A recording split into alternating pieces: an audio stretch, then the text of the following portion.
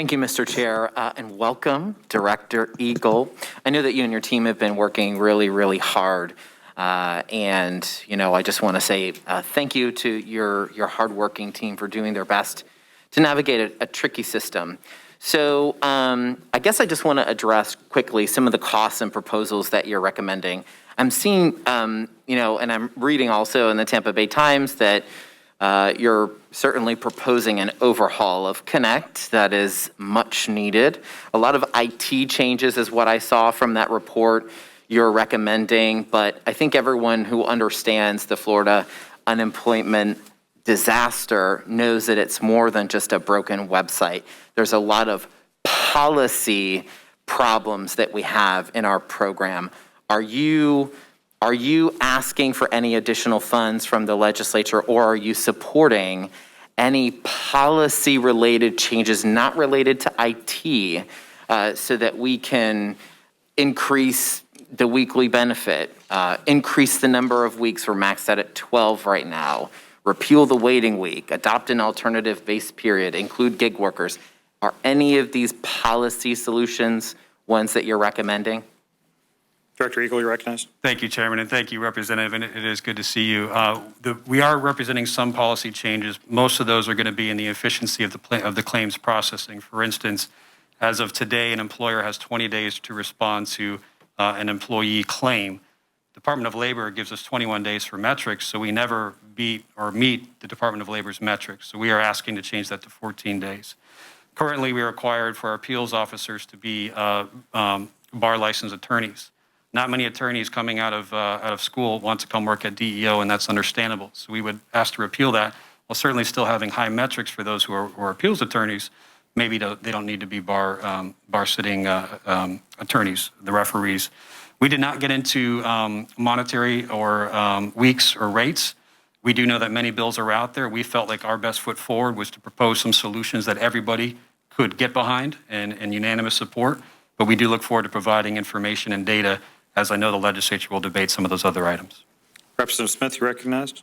Thank you, Mr. Chair, and thank you for the answer. So for the sake of time, I'll just assess that you're not officially supporting any policy changes that actually increase benefits for our claimants. I know that we have, it looks like $244 million in the next 5 years is what you're asking for overall.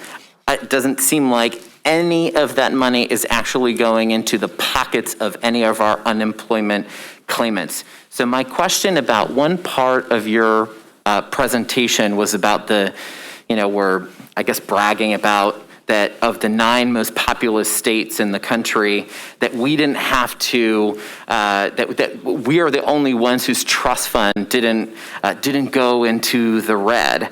I don't see that as necessarily being a good thing. Our recipiency rate is 8.9% in Florida. For those who don't know, that is the proportion of jobless workers who actually receive benefits. We're the lowest in the nation. That's 8.9% only of unemployed workers actually receive benefits. Do you think that has anything to do with the fact that we have a robust trust fund, because no one's really getting that many benefits and it's $254 a week on average for 12 weeks? Director Eagle, you're recognized. Thank you, Chairman. There are many things that could go into that equation, and I won't completely rule that out, but I think what needs to be considered as well, there it is. Again, our trust fund before we went into the Great Recession was just over $2 billion, and that slow burn caused us to go negative. We had one of the healthiest trust funds in the country with a great economy. You can see that long and steady climb to make sure that we were over $4 billion. While we certainly had a large decrease in that, over $4 billion, as we saw from that high before the Great Recession and low, we didn't get into that red, and it is because we had a healthy trust fund. Representative Smith, you're recognized. Thank you, Mr. Chair, and thank you again, Director Eagle. I guess I just kind of need to get to the heart of the matter, because the proposals that you're supporting, the fixes that you're supporting, again, are not increasing benefits. You're proposing that we fix the site, that a broken site that this legislature asked for. And so Do you believe that that's actually what we're doing, as Governor DeSantis said? Do you believe that this was a system that was intended to fail, and therefore we must fix the broken site that we asked for?